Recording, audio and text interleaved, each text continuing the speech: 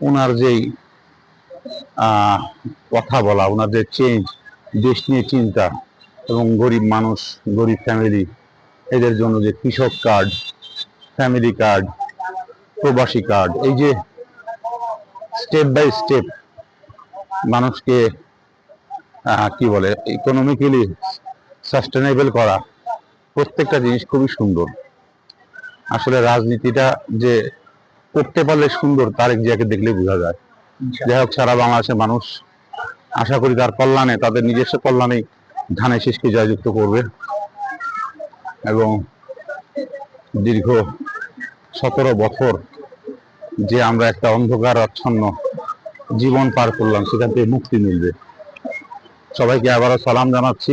আগামীকাল 12 তারিখ শুভ দিন, ধানের শীষে ভোট দিন। আমরা এখন খালেদা জিয়া এবং জিয়াউর রহমান সাহেবের কবর স্মৃতিসৌধের সামনে, এখান থেকে আসলাম, ওনাদের কবর জিয়ারত করলাম এবং তার সন্তানের জন্য দোয়া করলাম যেন তার সন্তান সারা বাংলার গৌরব হয়।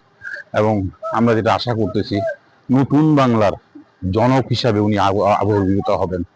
যেমন সিঙ্গাপুরের একজন জনক আছে, মালয়েশিয়ার জনক হলো মামুন আব্দুল কাইয়ুম, তাই না? এরকম আমাদের জন্য হবে তারেক জিয়া, ইনশাল্লাহ।